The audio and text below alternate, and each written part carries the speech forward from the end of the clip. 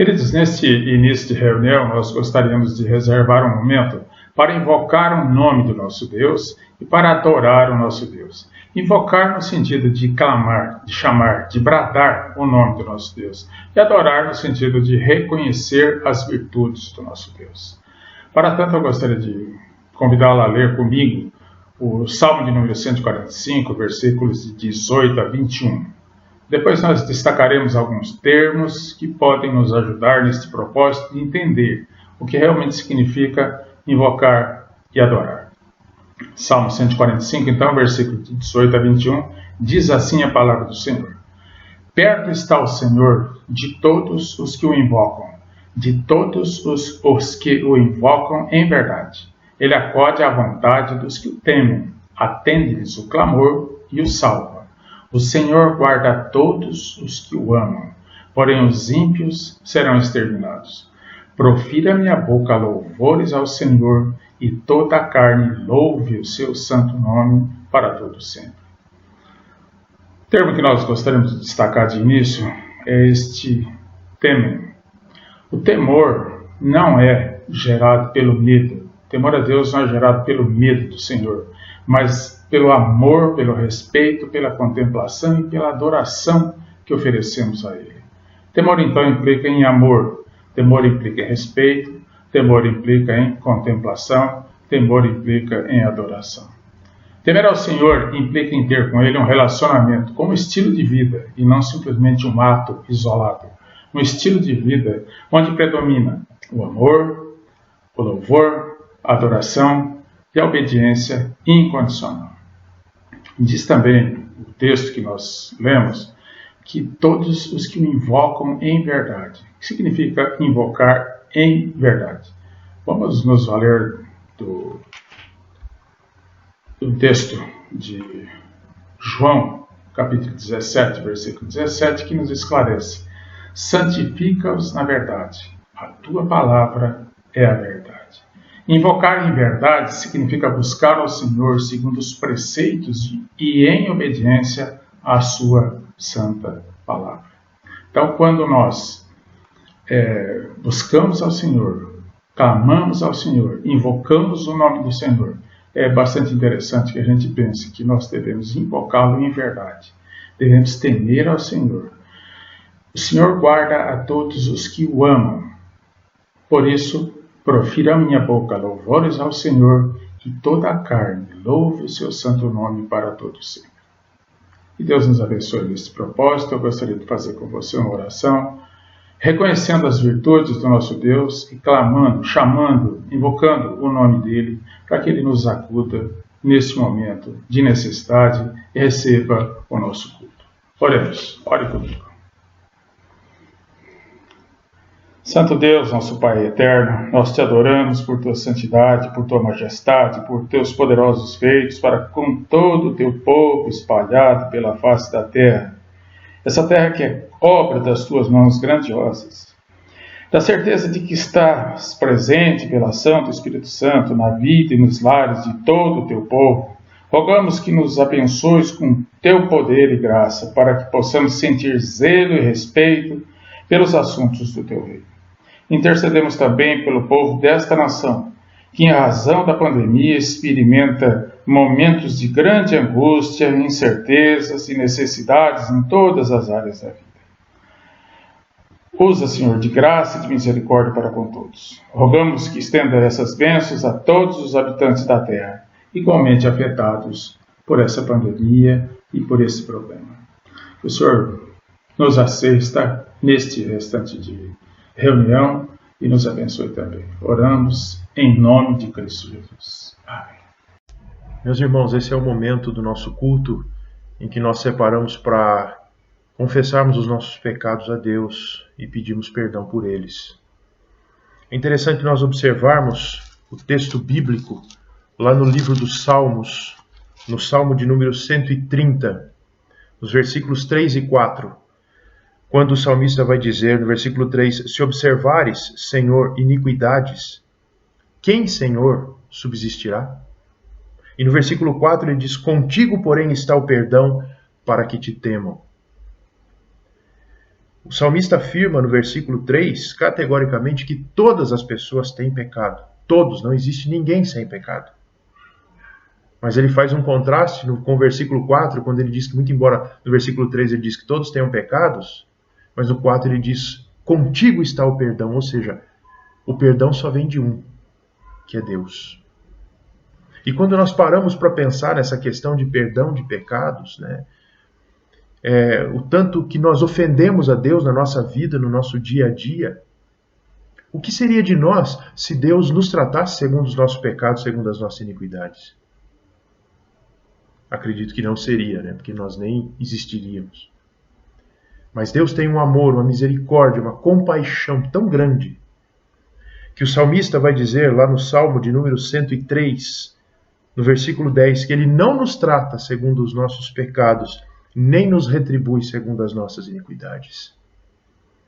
Muito embora Deus seja infinito, o Deus que era, que é e que há de ser, o Deus vitorioso, dono de todas as coisas, mas Ele olha para nós, pequenos, insignificantes que somos, Ele olha para nós com amor, com compaixão, e Ele não nos trata segundo os nossos pecados e nem nos retribui segundo as nossas iniquidades. Então, é para esse Deus que nós vamos agora orar e pedir o perdão pelos nossos pecados, confessarmos os nossos pecados a Ele, pedirmos perdão e ao mesmo tempo agradecermos o perdão de Deus. Nós estaremos tendo uma música instrumental nesse momento, e eu gostaria que durante essa música você aí baixasse sua cabeça e orasse a Deus, confessasse a Deus pedindo perdão pelos seus pecados. E logo, depois de alguns instantes, eu vou quebrar o silêncio e eu vou estar orando junto com vocês. Vamos orar.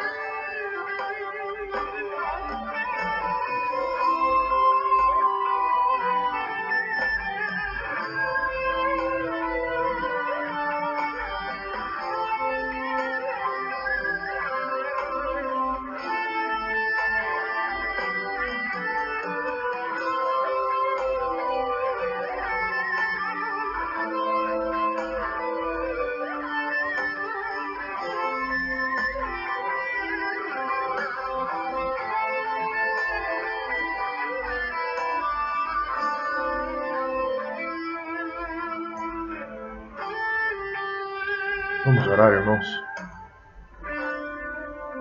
Deus, nós queremos agradecer ao Senhor, porque o Senhor é um Deus maravilhoso, E mesmo sendo tão insignificantes quanto somos, mas o Senhor olha para nós com um olhar de amor, de misericórdia e de compaixão. Queremos, ó Deus, diante de Ti confessarmos os nossos pecados, pecados esses por pensamentos, palavras e obras, tudo aquilo, ó Deus, que temos magoado ao Senhor, ofendido ao Senhor, ofendido a Tua santidade. E suplicamos, ó Deus, que o Senhor nos perdoe com Teu sangue precioso e nos ajude a vivermos uma vida cada vez mais próxima do Senhor, uma vida de intimidade contigo e uma vida cada vez mais longe dos nossos pecados. Ajuda-nos, ó Deus, a termos discernimento, sabedoria, para que a nossa vida seja agradável ao Senhor. Confessamos os nossos pecados, reconhecemos os nossos erros, pedimos perdão e agradecemos o perdão que vem apenas do Senhor. Muito obrigado, Senhor. Nós te louvamos, nós te bendizemos. Em nome de Jesus. Amém. Boa noite, irmãos. É com satisfação que nós estamos começando mais um culto de adoração ao nosso Deus pela Igreja Presbiteriana de Araras, neste domingo, 10 de maio de 2020. E eu tenho certeza que muitos de nós estamos meio que apreensivos diante do que tem acontecido no mundo, no nosso país, na nossa cidade, frente a essa questão dessa pandemia do coronavírus. Eu creio que muitos estão preocupados, né? Como é que vai ser? O que vai acontecer? E a economia? E a saúde das pessoas? Como é que vão ficar? Nós vamos ser acometidos? Está aumentando o número de pessoas contaminadas, né? Essa guerra que a gente tem visto aí através da televisão, principalmente, de poder, né? O poder executivo, o poder legislativo, o poder judiciário, muitas informações, nós estamos sendo bombardeados por muitas informações acerca dessa pandemia, sobre o que está acontecendo e sobre questões das mais diversas com relação às consequências disso. Então, a preocupação, de uma forma geral, todos nós estamos sendo acometidos por ela, por essa preocupação. Como é que vai ser o amanhã? Quando isso vai acabar? Eu queria trazer nessa noite, a título de nós estarmos iniciando o nosso culto, uma reflexão muito rápida sobre um texto bastante conhecido que se encontra em Mateus 24. Ele também é relatado no Evangelho de Marcos e no Evangelho de Lucas, que é quando os discípulos estavam preocupados também com uma coisa que era a volta de Jesus. O texto de Mateus 24 diz: no Monte das Oliveiras achava-se Jesus assentado, quando se aproximaram dele os discípulos, em particular, e lhe pediram: dize-nos quando sucederão estas coisas, e que sinal haverá da tua vinda e da consumação do século. Então nós vemos que os discípulos tinham uma preocupação já de quando Jesus voltaria. E de forma interessante, nós vemos que Jesus não dá uma data, não diz uma data, um tempo de que ele voltaria, mas ele começa a falar muitas coisas que haveriam de acontecer antes da sua volta. E que se a gente for ver o texto, nós vamos identificar muitas coisas que estão acontecendo nos nossos dias. Então isso quer dizer que Jesus já está próximo? Nós não sabemos exatamente, porque ele não vai dizer. Nós vamos ver até o final do texto o que ele vai falar. Então Jesus lhe respondeu: vede que ninguém vos engane, porque virão muitos em meu nome dizendo eu sou o Cristo e enganarão muitos. Então nós vemos pessoas falando de Deus, falando de Jesus, mas que seriam pessoas que estariam enganando muitos. Jesus então alerta com relação a isso. Depois ele continua dizendo: e certamente ouvireis falar de guerras e rumores de guerras. Temos visto aí, vez ou outra, aí, os Estados Unidos, a China, a Coreia do Norte, os países do Oriente Médio, enfim, nós temos visto isso muito. Não vos assusteis. Então Jesus fala: não se assustem, porque é necessário assim acontecer, mas ainda não é o fim. Porquanto se levantará nação contra nação, reino contra reino, e haverá fomes, terremotos em vários lugares. Irmãos, nós temos visto, vez ou outra, todas essas questões aí que Jesus coloca como alguns pressupostos para a sua vinda. Porém, tudo isto é o princípio das dores. Mas o texto continua dizendo: então sereis atribulados e vos matarão. Sereis odiados de todas as nações por causa do meu nome. Nesse tempo, muitos hão de se escandalizar, trair e odiar uns aos outros.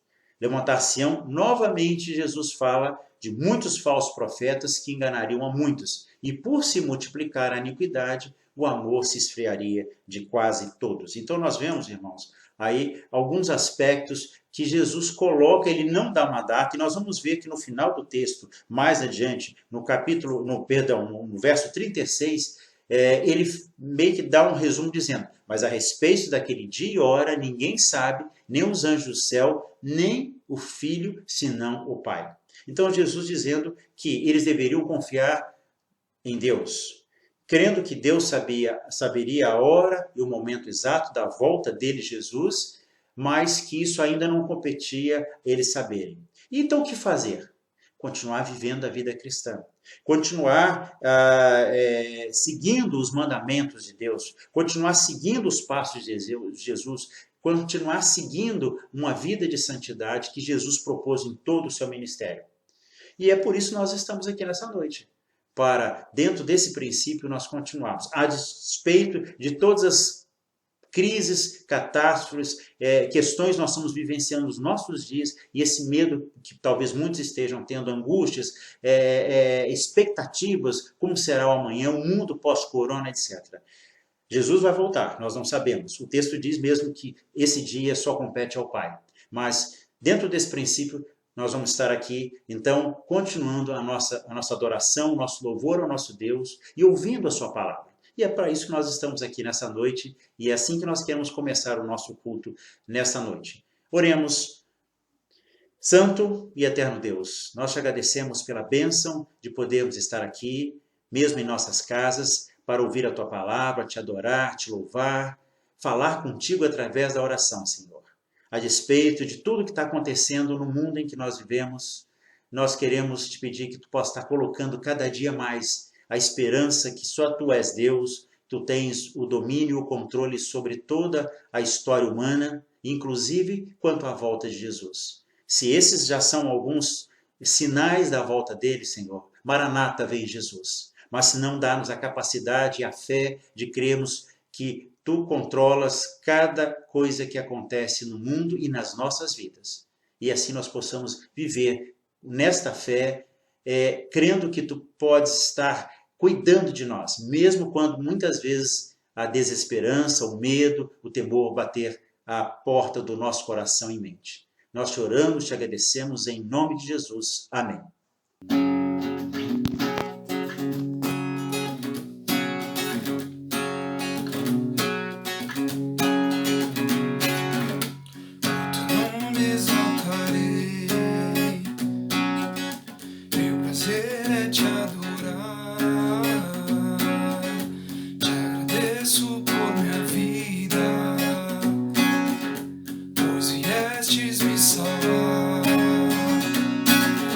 Deixaste o trono para mostrar-nos a luz, o teu trono até a cruz, minha dívida a pagar, morrendo na cruz, da morte até o trono, teu nome exaltarei.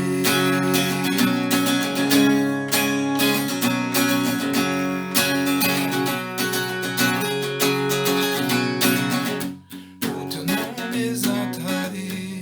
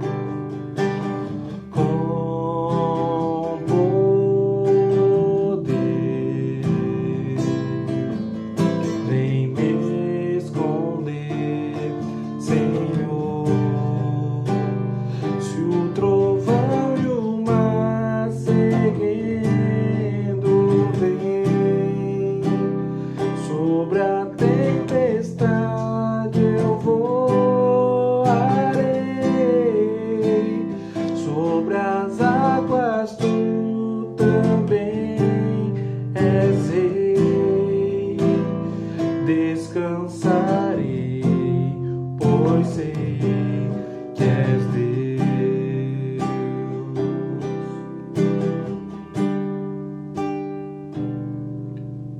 Minha alma está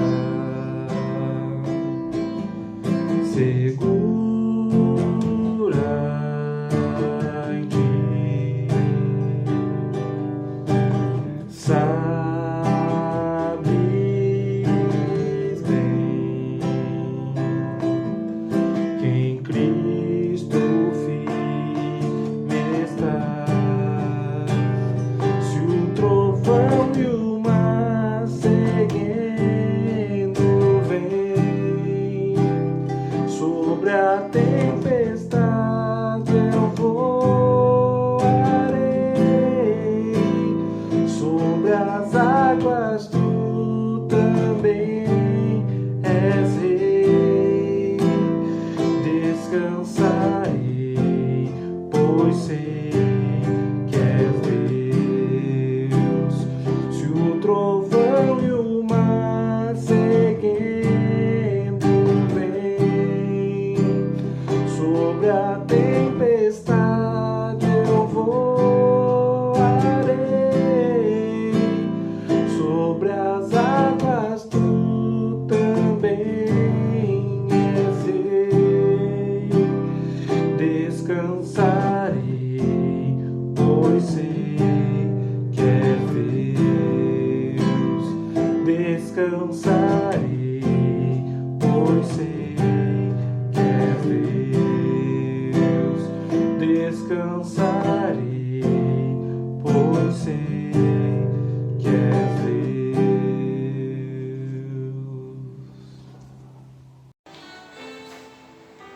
Boa noite, igreja. Nos preparando para um momento de edificação, faremos a leitura no Salmo de número 119, versos de 11 a 20. Salmo 119, versos de 11 a 20, diz assim: Escondi a tua palavra no meu coração, para eu não pecar contra ti. Bendito és tu, ó Senhor, ensina-me os teus estatutos. Com os meus lábios declarei todos os juízos da tua boca. Folguei tanto no caminho dos teus testemunhos, como em todas as riquezas. Meditarei nos teus preceitos, e terei respeito aos teus caminhos. Recriar-me-ei nos teus estatutos, não me esquecerei da tua palavra. Faze bem ao teu servo, para que viva e observe a tua palavra. Abre tu os meus olhos, para que veja as maravilhas da tua lei. Sou peregrino na terra, não escondas de mim os teus estatutos. A minha alma está quebrantada de desejar os teus juízos em todo o tempo. Oremos pela mensagem. Senhor nosso Deus, amado Pai que está nos céus, te agradecemos, ó Pai, pela tua palavra que é rica, que é eficaz, ó Pai, para alcançar os nossos corações. Que não escondamos, ó Pai, no nosso coração coisas ruins que sofremos na vida, palavras que nos magoam, mas que guardemos, ó Pai, com intensidade tudo que está na tua palavra.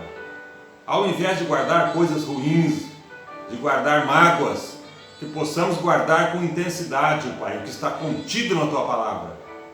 Tudo aquilo que aprendemos, ó Pai, na tua palavra, que possamos praticar no nosso dia a dia. Que a tua palavra, ó Pai, encontre guarida no nosso coração esta noite. Te agradecemos no nome de Jesus. Amém.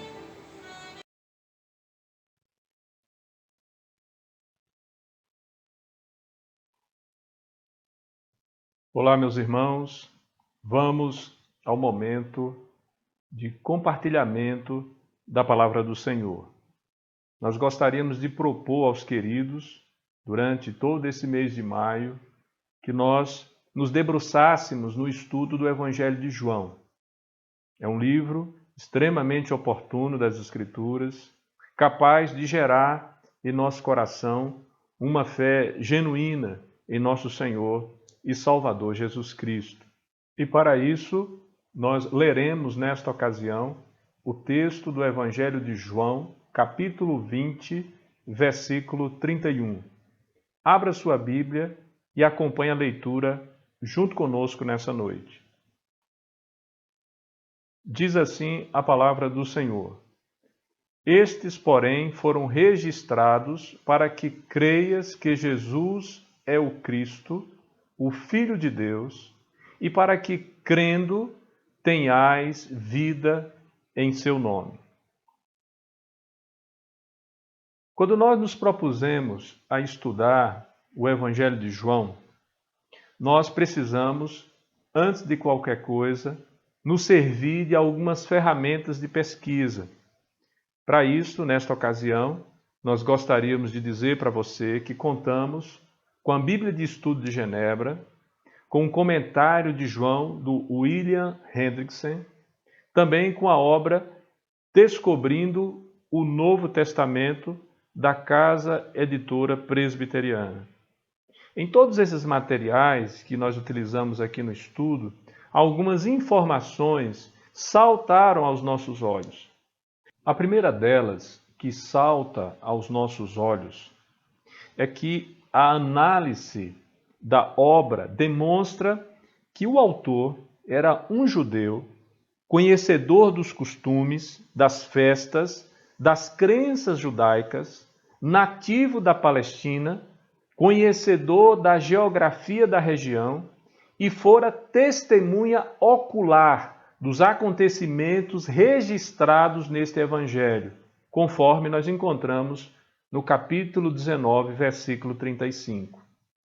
Este evangelho, entre os 4 escritos, não encontra paralelo frente às escolhas e perspectiva do autor.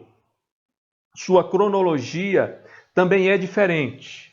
Enquanto os sinótipos cobrem aparentemente 1 ano, aqui encontramos 3 anos do ministério de Jesus na cidade de Jerusalém e em seu entorno. Detalhe: sua narrativa, apesar de suas peculiaridades, ele complementa e harmoniza-se com as narrativas dos outros 3.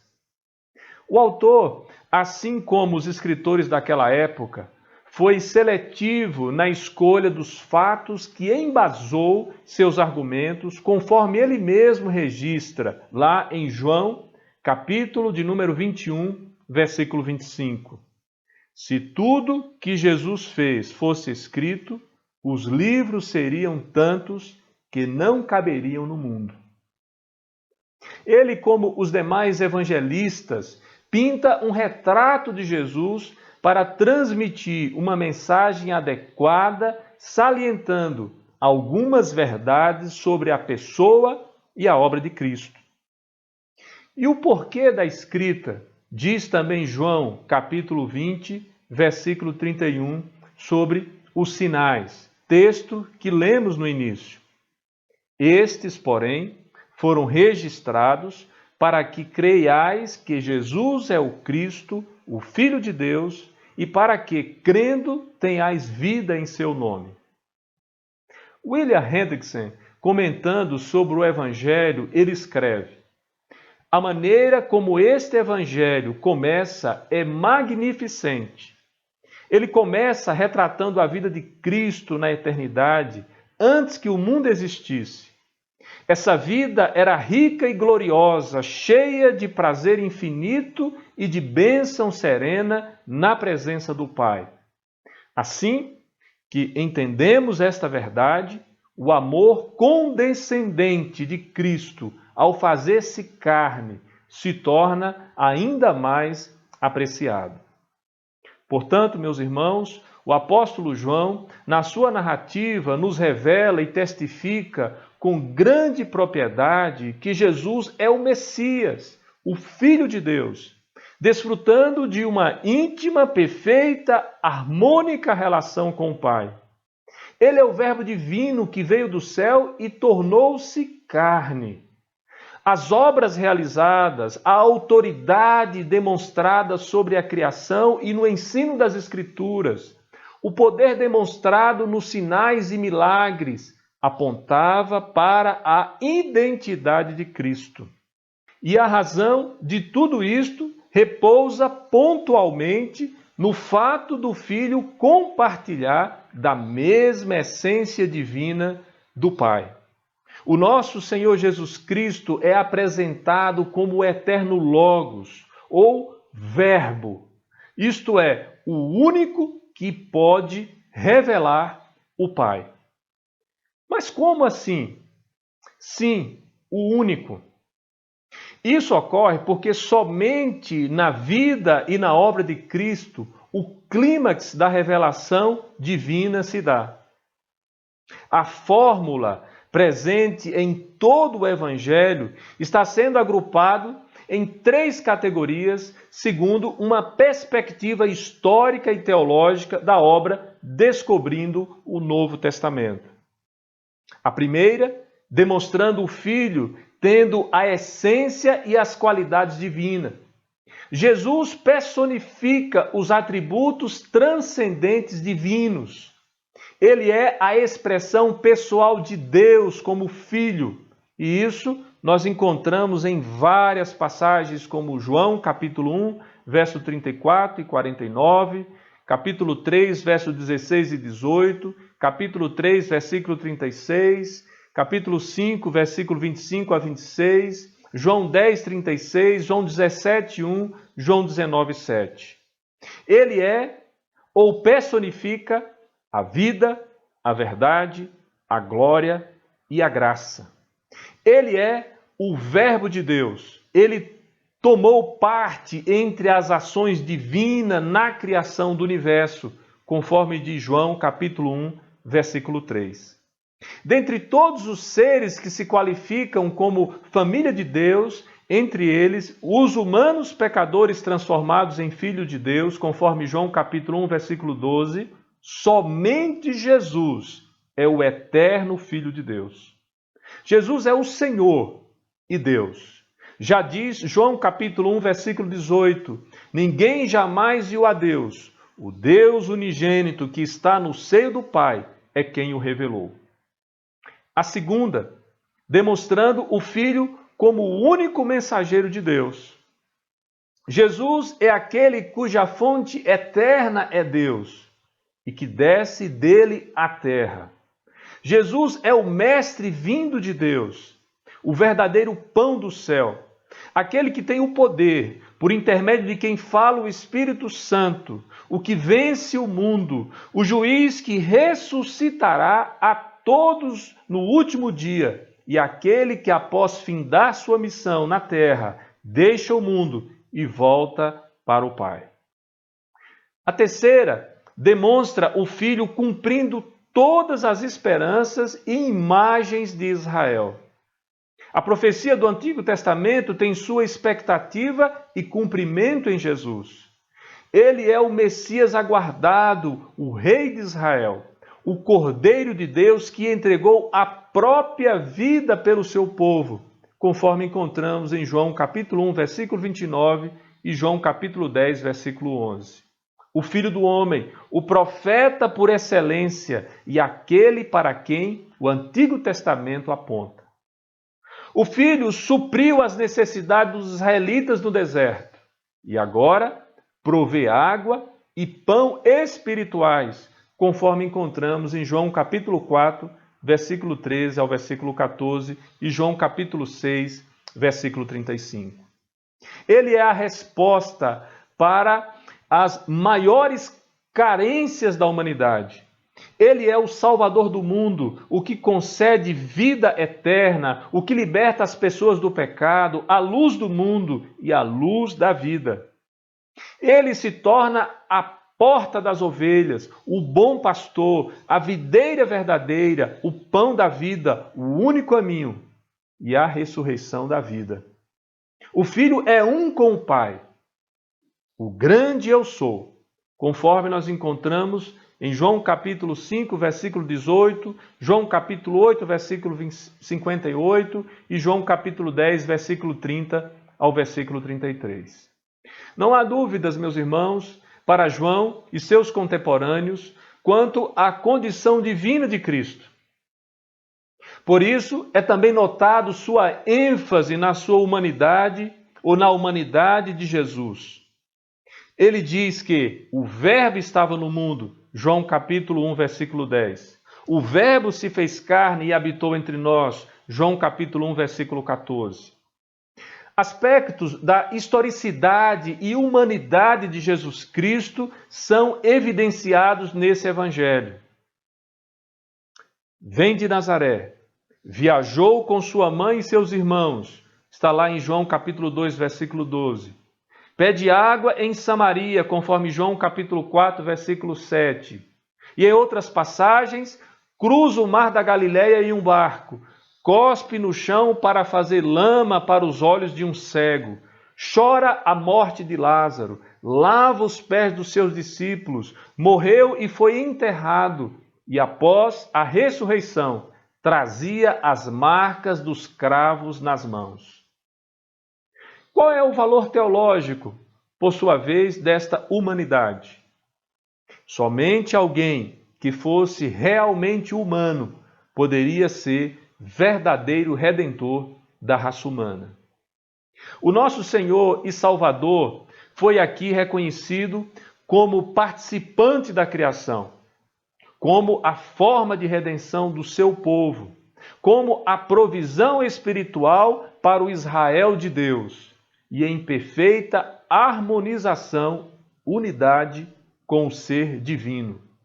Ele partilha da mesma essência do eu sou. Inclusive, tal expressão também foi utilizada por Jesus, registrado por João. Concluindo, a salvação é destilada deste evangelho. A boa nova de que podemos ser salvos pela fé em Jesus Cristo. Jesus é o único homem-Deus.